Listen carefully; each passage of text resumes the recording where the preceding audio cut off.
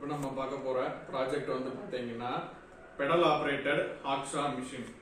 அதாவது ஹாக்ஸானா உங்க எல்லாத்துக்கும் தெரியும், ஒரு இரும்பை வந்துட்டோ அல்லது மரப்பலகைகளையோ ஒரு அறுக்கிறதுக்கு பயன்படுத்துறது தான் ஹாக்ஸா அப்படின்னு சொல்லி பேரு. அதை நார்மலா நம்ம கையில வந்து வச்சு பயன்படுத்தி அறுத்துட்டு இருப்போம். கையில இருக்கும்போது பாத்தீங்கன்னா ஒரு குறிப்பிட்ட நேரத்துக்கு மேல வந்து நம்மளால ஒரே பொசிஷன்ல அறுக்க முடியாது. அதே இது இப்ப நம்ம இந்த பெடல் சைக்கிள் பெடல் மூலியமா யூஸ் பண்ணி நம்ம காலில் அழுத்தி அறுக்கும் போது பாத்தீங்கன்னா உங்களுக்கு எவ்வளவு நேரம்னாலும் அறுக்கலாம். அறுக்கிறதுக்கு வேலை வந்துட்டு சீக்கிரமா அந்த அறுக்கிறதும் வேகமா முடியும். அதே மாதிரி ஃபோர்ஸும் உங்களுக்கு காலில் கிடைக்கும். கையில கிடைக்கிற பலத்தை விட காலில் கிடைக்கிற பலன் வந்து அதிகம்.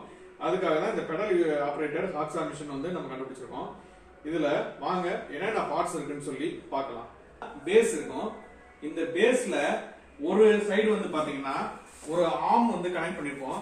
இந்த ஆர்ம்ல பாத்தீங்கன்னா இந்த சைக்கிளோட பெடல் செட்டு அது வந்துட்டு இந்த ஆர்ம்ல வந்துட்டு கனெக்ட் பண்ணிருப்போம். இதோடைய இன்னொரு பகுதியில வந்து பாத்தீங்கன்னா இந்த சைக்கிளோடைய ப்ரீவீல் செட்டு அந்த இது வந்து கனெக்ட் பண்ணிருப்போம். இதோட left hand right hand, left ஹேண்ட்ல ப்ரீவீல் இருக்கும். இதோடைய ரைட் ஹேண்ட்ல வந்து பாத்தீங்கன்னா ஒரு டிஸ்க் வந்து கனெக்ட் பண்ணிருப்போம்.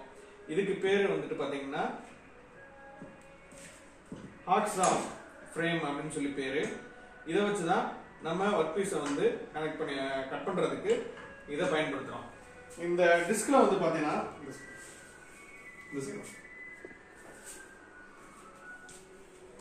இந்த டிஸ்க்ல வந்து பாத்தீங்கன்னா ஒரு போல்ட் மூலியமா இந்த ஹாக்ஸா ஃப்ரேமை ட்ரில் பண்ணி இதுல மாட்டிருப்போம். இதோடைய நடுப்பகுதியில் வந்து பாத்தீங்கன்னா ஒர்க் பீஸை ஹோல்ட் பண்றதுக்காக வைஸ் யூஸ் பண்ணி ஒர்க் பீஸை ஹோல்டு பண்ணுவோம். இந்த ஹாக்ஸா வந்துட்டு நம்ம பெடல்ல அழுத்தும் போது வந்து பாத்தீங்கன்னா இது முன்ன பின்ன அறுத்துக்கிட்டே இருக்கும்.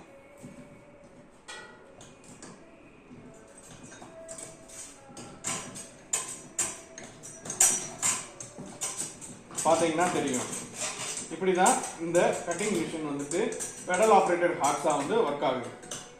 தேங்க்யூ.